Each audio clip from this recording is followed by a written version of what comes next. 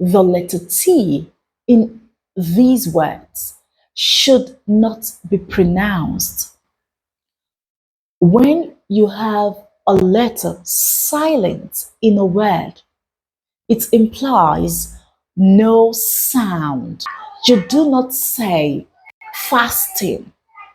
You say fasten, fasten. You do not say moisten. You say moisten, moisten. In the English language, letters are different from sounds.